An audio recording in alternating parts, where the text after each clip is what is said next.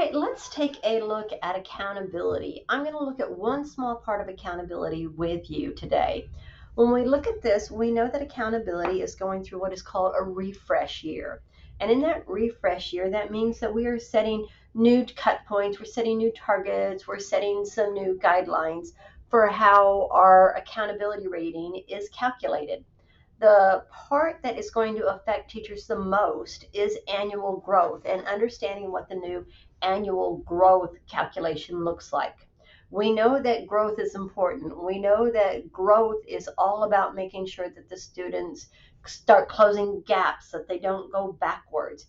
And so when we look at the new template for this, let's make sure that we understand what that means in terms of performance levels. First, all of growth is going to be based upon performance levels. When we look at performance levels, we're not going to look at the scale score. We're going to look at what performance level that scale score is within. So we know that if a student scored masters in 2022, that in 2023 on their math or reading test, that they have to score masters again. If they score meets in 2022, then in 2023 they have to score a performance level of meets or masters. Okay, now here's where the change in thinking has to come into play, because we are now dividing did not meet and approaches into two different levels. We're dividing it into low approaches and high approaches. So if a student scored high approaches in 2022 on their math or reading, and then in 2023 on their math or reading they score high approaches again, they will earn a half a point. Because remember, approaches means you are approaching, demonstrating your performance on grade level standards. Okay, so approaches by definition means that the following year that you will need to have some support, that you will need some intervention and remediation throughout the year in order to close enough gaps to be able to get to meets grade level. And if you were at high approaches in 2022, in 2023, you're going to want to get to meets grade level. That's the goal. If you're at low approaches and you stay at low approaches, you get a half a point.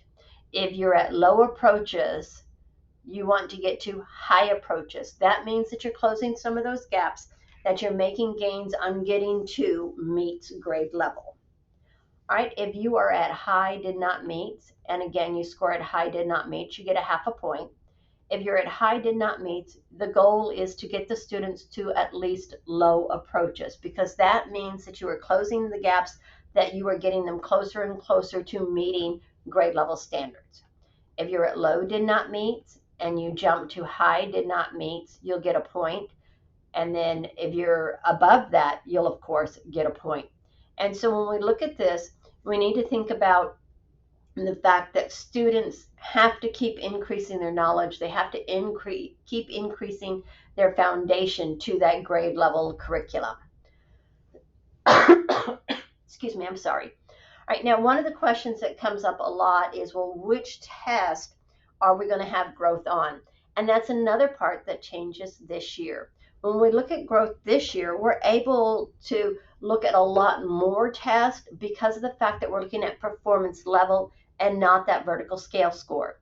So in order to have growth, you have to have a test from the previous year on math or reading, and then you have to test again this year on math or reading. Now, the increase in the test will be the fact that if you tested last year in Spanish and you test this year in English, we will be able to use that test for growth. Also, if you tested last year on 8th grade reading and this year you test in English 1, we will be able to use that for growth as well, because we are doing performance levels and we're not doing a vertical scale score. Another big change is this right here, and this is the students who we call the 45-45 student group. The students who did not score approaches or better on their 2022 STAR, they are required to have some intervention, some acceleration, some remediation, some tutoring. They're required to have some time dedicated to helping them close the gaps. And so if a student scored did not meet in 2022, in 2023, the expectation is that student will score approaches or better. And now what this means is that some of our students that are in that 45-45 student group, will count twice in growth. They will count once in this chart for their growth, and they will count again in this chart for their growth. So any 45-45 student will have a denominator of 2, which means that if a student was at high did not meets, they scored high did not meets again, their numerator is 1/2, their denominator is 2, and so therefore they only actually earned a total of 1/4 of a point. Okay? If a student was at low did not meet, scored high did not meet, they get a point there in their numerator. However, they did not score approaches, so they do not get a point in the numerator here. Their denominator is 1, 2. Therefore, that 1 point is actually a 1/2 a point. Okay?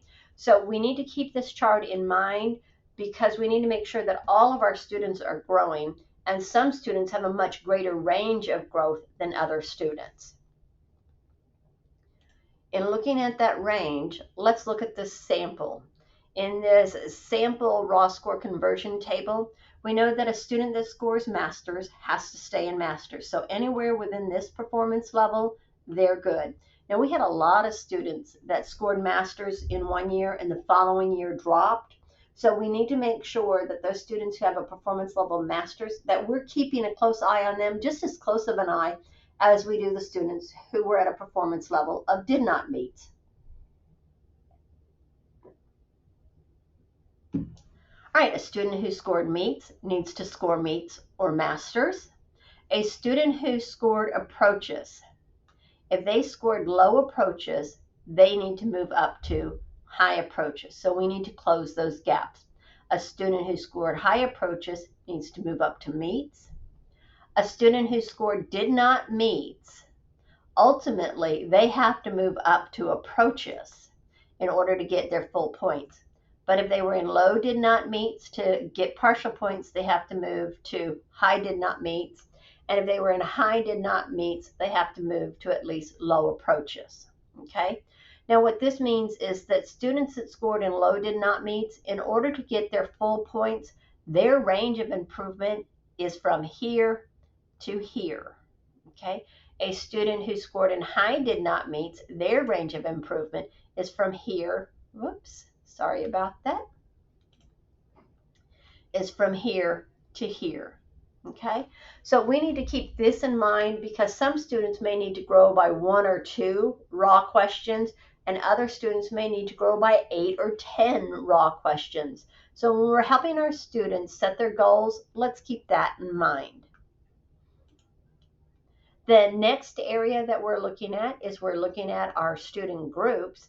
And this probably doesn't affect your instruction as much as just your understanding of the accountability system.